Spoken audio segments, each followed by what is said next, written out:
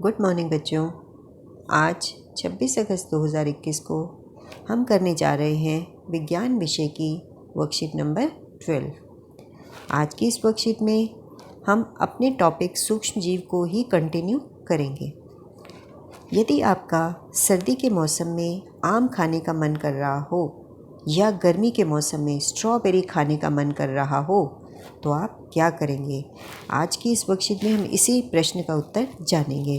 क्योंकि बच्चों आप जानते हैं कि आम जो है वो हमें सर्दी के मौसम में नहीं मिल सकता है, गर्मी के मौसम में मिलता है। इसी तरह से जो स्ट्रॉबेरी है वो हमें गर्मी के मौसम में नहीं मिलती है, वो हमें सर्दी में मिलती है। लेकिन अगर हमारा गर्मियों में स्ट्रॉबेरी खाने का मन करे तो हम क्या करें? जैसा कि हम जानते हैं कि सूक्ष्म जीव वातावरण में लगभग हर जगह मौजूद होते हैं। तो आप लोग बच्चों अब तक ये तो जान ही गए होंगे कि वातावरण में कोई भी जगह ऐसी नहीं है जहाँ पर सूक्ष्म जीव ना हो। यदि इनको उचित परिस्थिति जैसे ताप और नमी मिल जाए तो ये बहुत तेज़ी से वृद्धि करते हैं। यानी अगर सूक्ष्म जीवों को अधिक ताप या अधिक नमी मिलती है तो इनकी संख्या तेज़ी से बढ़ने लगती है। भोजन का संदूषण एक रासायनिक अभिक्रिया है जिससे खाने की वस्तु का रंग और स्वाद बदल जाता है और उसमें बदबू आ जाती है और यह खाने के योग्य नहीं रहती है। तो भोजन का संदूषण किसे कहते हैं? भोजन का संदूषण का मतलब होता है कि खाने का खराब होना। तो खाना खराब होता है, वो क्यों खराब होता है? क्योंकि खाना जो का खराब होना ये कैसी अभिक्रिया है बच्चों? एक रासायनिक अभिक्रिया है। और ये रासायनिक अभिक्रिया जो होती है इसके बाद क्या होता है? खाना जब खराब होता है तो खाने की वस्तु का रंग भी बदल जाता है और उसका स्वाद भी बदल जाता है और उसमें से बदबू भी आने लगती है और यह खाने के लायक नहीं रहती है।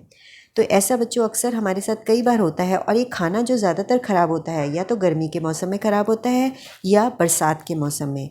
यानी जिस समय वातावरण में ताप ज़्यादा है, तापमान ज़्यादा है या वातावरण में नमी ज़्यादा हो जाती है तब उस समय हमारा खाना जो होता है वो ख़राब होता है।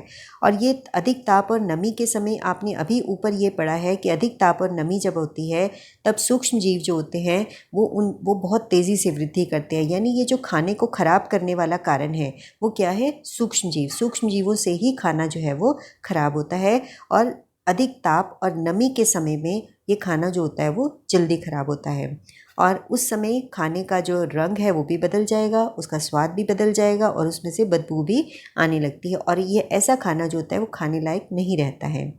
भोजन को सूक्ष्म जीवों से बचाने के लिए हम निम्नलिखित विधियों का प्रयोग कर सकते हैं। अब आपने ये देखा है कि भोजन का संदूषण यानी जो खाना खराब हो रहा है वो सूक्ष्म जीवों के कारण हो रहा है। तो हम अपने भोजन को संदूषित होने से कैसे बचा सकते हैं या उसे हम सूक्ष्म जीवों से कैसे बचा सकते हैं? तो उसके लिए हम निम्न विधियों का प्रयोग करेंगे। यानी आगे आप कुछ विधियाँ पढ़ेंगे जिनका प्रयोग करके हम खाने को सूक्ष्म जीवों से बचा सकते हैं ताकि वो खाना खराब ना हो, जिससे कि हम पूरा साल हर तरह का फल और सब्ज़ी या उससे बनी हुई चीज़ों का मज़ा ले सकें। जैसे कि ऊपर आपने अभी पढ़ा है कि गर्मी के मौसम में अगर हमारा स्ट्रॉबेरी खाने का मन करे या सर्दी के मौसम में हमारा आम खाने का मन करे तो भी हम खा सकते हैं अगर हम ऐसी चीज़ों को सूक्ष्म जीवों से बचाकर रखेंगे। तो सूक्ष्म जीवों से बचाने का क्या तरीका हो सकता है? तो सूक्ष्म जीवों से बचाने के बच्चों यहाँ पर कुछ उपाय लिखे गए हैं। तो सूक्ष्म जीवों से बचाने को कहते हैं खाद्य परिरक्षण। तो जब हम खाने को सूक्ष्म जीवों से बचाते हैं तो उसे हम खाद्य परिरक्षण कहते हैं।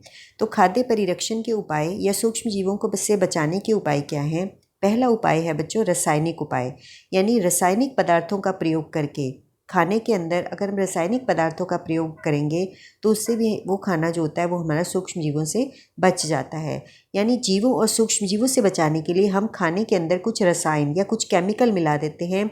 ऐसे कौन से केमिकल्स हैं? इसमें आपके दो नाम लिखे हुए हैं केमिकल्स के, सोडियम बेंजोएट और सोडियम मेटाबाइसल्फाइड। तो ऐसे रासायनिक पदार्थों को मिलाने से हम जो है खाने को सूक्ष्म जीवों से बचा सकते हैं और इन रासायनिक पदार्थों को हम कहते हैं परिरक्षक। दूसरी विधि है हमारा नमक द्वारा परिरक्षण करना। यानी नमक का प्रयोग करके भी हम खाने को सूक्ष्म जीवों से बचा सकते हैं। जैसे कि मांस, मछली, आम, तो ये सारी चीज़ों में अगर हम इसको सूखे नमक से ढक देंगे तो इससे सूक्ष्म जीवों की वृद्धि जो है वो नहीं होती है। तो इस तरह से नमक जो होता है वो हमें जो है वो हमारे खाने को सूक्ष्म जीवों से बचाता है और उसे ख़राब होने से रोक देता है।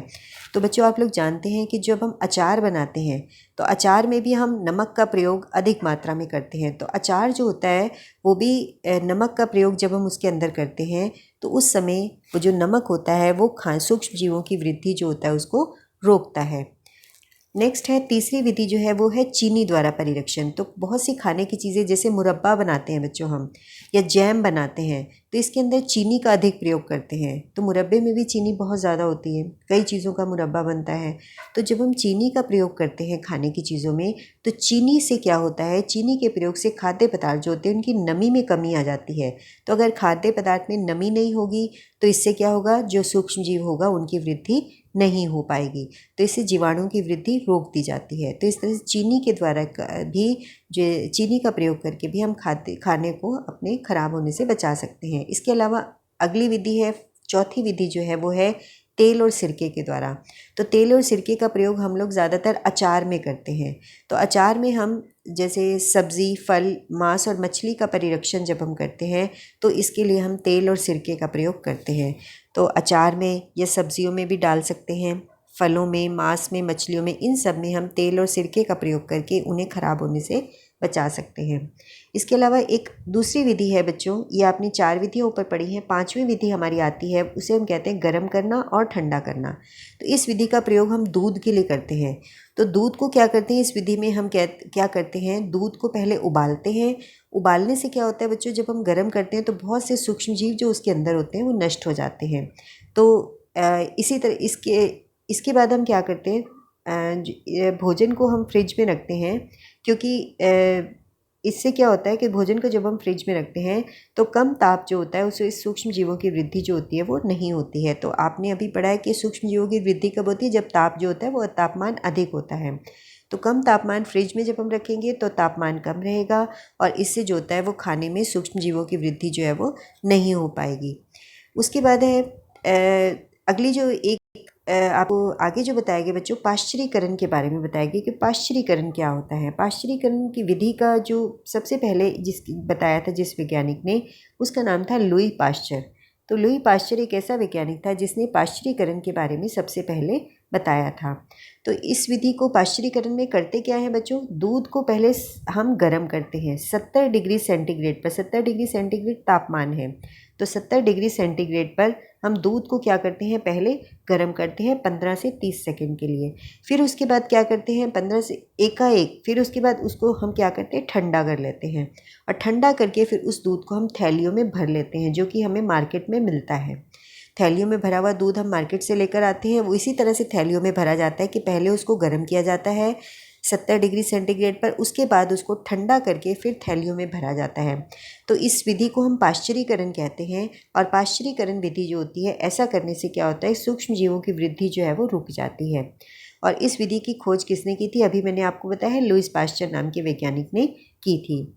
तो इसको हम जो ऐसा दूध जो होता है, पाश्चरीकृत दूध जो होता है, उसको हम बिना उबाले भी इस्तेमाल कर सकते हैं। बच्चों, जो दूध के पैकेट्स आप बाज़ार में से देखते हैं तो उन दूध के पैकेट पे अगर आप देखेंगे तो उस पर लिखा होता है दूध के ऊपर कि ये जो दूध जो है वो पाश्चरीकृत दूध है। तो अगर आप उसको पढ़ेंगे तो आपको उसमें दिख भी जाएगा ये। उसके बाद है भंडारण एवं पैकिंग, यानी चीज़ों को जब हम जो है पैक्ड फूड जो होता है, भंडारण एवं पैकिंग का मतलब ये है कि पैक्ड फूड, हम बाज़ार से बहुत सी चीज़ें जो पैकिंग में मिलती हैं उनको हम लेते हैं। जैसे ये आप देख रहे हो यहाँ पर पैकेट, ये बादाम का पैकेट है। तो बहुत सारे पैकेट जो हैं, हमें जो मेवे मिलते हैं या सब्जियाँ भी जो होती हैं वो बाज़ार से हम पैकेट्स में जो है बंद होके हमें मिलती हैं, तो उनको हम यूज़ करते हैं। तो ऐसे जो पैक्ड फूड होते हैं उनको कैसे बंद किया जाता है, पैकिंग से पहले उनको जो है उसमें से वायुरोधी सील लगाई जाती है। वायुरोधी सील करके उनको बंद किया जाता है। वायुरोधी सील करने का मतलब ये है, उस पैकेट में से हवा जो होती है उसको निकाल दिया जाता है। तो हवा को निकाल देंगे तो इससे क्या होगा, सूक्ष्म जीव उसके अंदर नहीं पनप पाएंगे, और उनके ना पनपने से क्या होगा कि सूक्ष्म जीव जो होगा वो उसको ख़राब नहीं होने देंगे। तो इससे क्या होता है, सूक्ष्म जीवों से उस खाद्य पदार्थ की क्या हो जाती है, सुरक्षा हो जाती है। आगे है आपके बच्चों, ये आपकी वर्कशीट कंप्लीट हो जाती है। आगे आपको इसके प्रश्न जो है वो दिए गए हैं। 4 प्रश्न हैं बच्चों, बहुत ही ईजी हैं। तो सबसे पहला प्रश्न है आपका इसके अंदर, किन्हीं दो रासायनिक परिरक्षकों के नाम लिखने हैं। तो दो रासायनिक आपने अभी ऊपर पढ़े हैं, दो रासायनिक परिरक्षक कौन से हैं जिनके नाम आप लिख सकते हैं। तो इसमें आप सोडियम बेंजोएट और सोडियम मेटा बाइसल्फाइड, ये दोनों जो है परिरक्षक आपके, ये फर्स्ट क्वेश्चन के आंसर में आप लिखेंगे। उसके बाद आता है क्वेश्चन नंबर 2, खाद्य परिरक्षण के कोई 4 तरीके लिखने हैं। तो यहाँ पर देखेंगे बच्चों, खाद्य परिरक्षण के आपको 5 तरीके बताए गए हैं। यहाँ पर ये देखिए, ये फर्स्ट हो गया, ये आपका सेकेंड है, थर्ड है, फोर्थ है और फिफ्थ है। ये 5 तरीके, इन 5 में से कोई भी 4 आप नाम जो है लिख सकते हैं। इनमें से कोई भी 4 नाम जो है वो आप लिख सकते हैं, 5 में से कोई भी 4। ये आ जाएगा आपका क्वेश्चन नंबर 2 का आंसर। उसके बाद आते हैं हम क्वेश्चन नंबर 3 पर। क्वेश्चन नंबर 3 है, अचार में हम अधिक तेल और नमक क्यों डालते हैं। तो अचार में अधिक तेल और नमक डालने का क्या कारण है। इसका कारण ये है बच्चों, आप इसका आंसर ऐसे लिखेंगे कि अचार में हम अधिक तेल और नमक इसलिए डालते हैं क्योंकि अधिक तेल और नमक डालने से सूक्ष्म जीव जो होते हैं उनकी वृद्धि नहीं होती है। सूक्ष्म जीव जो होते हैं उस खाने को खराब नहीं होने देते हैं। उसके बाद है, आम से बनने वाली किन्हीं 4 चीज़ों के नाम बताने जिनका हम परिरक्षण कर सकते हैं। तो आम से बनने वाली 4 चीज़ों के नाम क्या हो सकते हैं। आम से हम चटनी बनाते हैं, आम से हम जैम बनाते हैं, आम का जैम होता है, चटनी है, जैम है, मुरब्बा है। इसके अलावा आम से बनी हुई कौन सी चीज़ आप खा सकते हैं, आम का जूस भी होता है। तो ये 4 चीज़ों के नाम आप क्वेश्चन नंबर 4 के आंसर में लिख सकते हैं। तो ये थी बच्चों आपकी आज की वर्कशीट, बहुत ही आसान वर्कशीट है। आई होप बच्चों आप सबको ये वर्कशीट समझ आ गई होगी। Thank you.